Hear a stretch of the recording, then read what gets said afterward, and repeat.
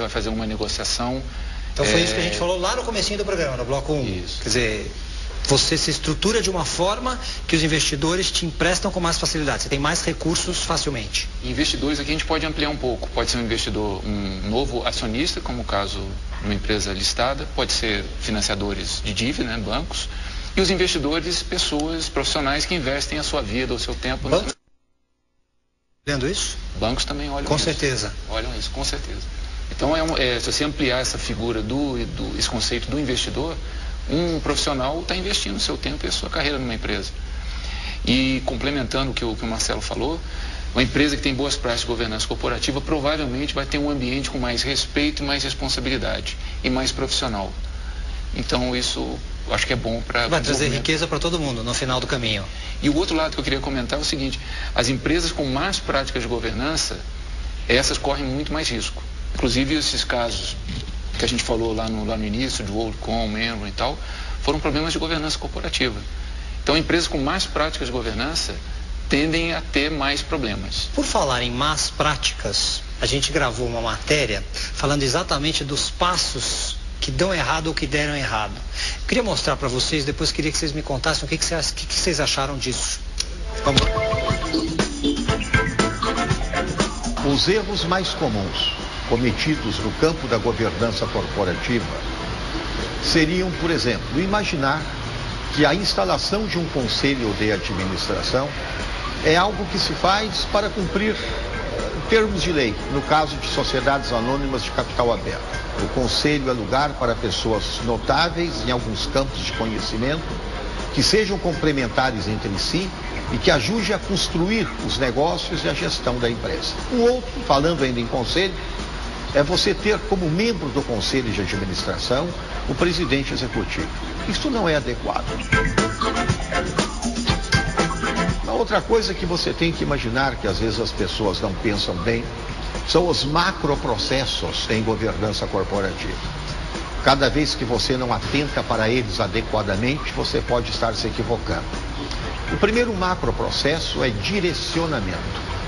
Compete ao conselho de administração emitir os direcionadores para a diretoria executiva formular a estratégia, trazê-la de volta para que o conselho homologue.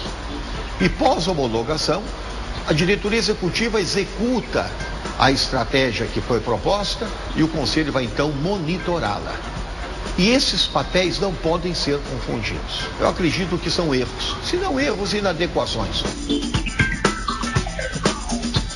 Ter boa governança significa ter boas soluções para a propriedade, ter harmonia entre os acionistas, ter coesão societária, ter bons princípios, que sejam internamente praticados e externamente sancionados. Significa ter um propósito bem definido, para onde se quer ir, onde se quer chegar, qual é a plataforma de negócios, qual é o grande propósito da empresa. Significa ter um poder visível, aceito e equilibrado. Significa ter práticas e processos da melhor qualidade. Se tiver tudo isso, a perenidade está assegurada. Caso contrário, ela pode não ocorrer. Os passos que deram errado. Por que as coisas às vezes não acontecem se a gente já tem o livro, se a gente já tem o manual, se já está tudo estruturado? Por que tanto erro assim?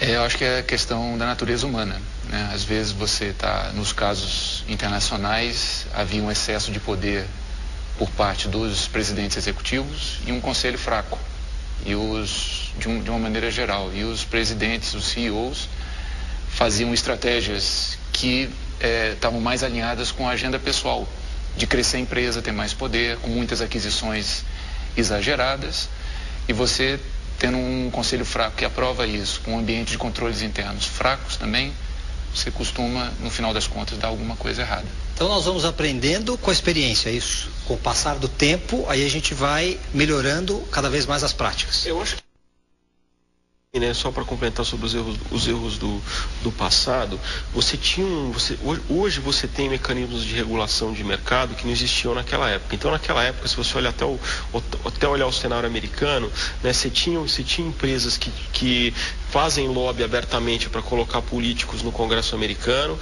você tinha as empresas de auditoria que prestavam serviços de consultoria e que a receita delas era relevante em relação, quer dizer, cada cliente era muito relevante em termos de receita para essas empresas de auditoria e consultoria. Então, na verdade, você tinha todo um ecossistema que, de certa forma, a primeira e a segunda linha de defesas estavam comprometidas. Quer dizer, e a capacidade desse sistema de se autorregular era muito baixa. E hoje, com regulamentações que foram baixadas como a Sarbanes-Oxley, exatamente a 8ª diretiva na Europa e até as iniciativas de novo mercado, iniciativas da CVM no Brasil, quer dizer, você começa a ter, de certa forma, mecanismos externos que têm posições mais fortes e têm capacidade de controlar e de regulamentar melhor esse ecossistema empresarial. Então isso é muito importante. Quer dizer, nós estamos numa etapa hoje que é muito diferente da etapa que a gente estava, e são evoluções que realmente aconteceram ao longo aí desses 8 anos aí. Então observar, desenvolver e promover, é isso? E aí, com o passar do tempo, adotar as melhores práticas. E com isso a gente faz desse país um país melhor, certo? Certo. Marcelo e Carlos, muito obrigado pelo tempo de vocês. Foi um prazer recebê-los no Pergunte ao Red Hunter. Voltem sempre, as portas estão abertas. Ok, prazer. E o Pergunte ao Red Hunter de hoje vai ficando por aqui, mas na semana que vem tem mais. Quer falar com a gente? Então mande um e-mail, redhunter@idealtv.com.br. Até lá!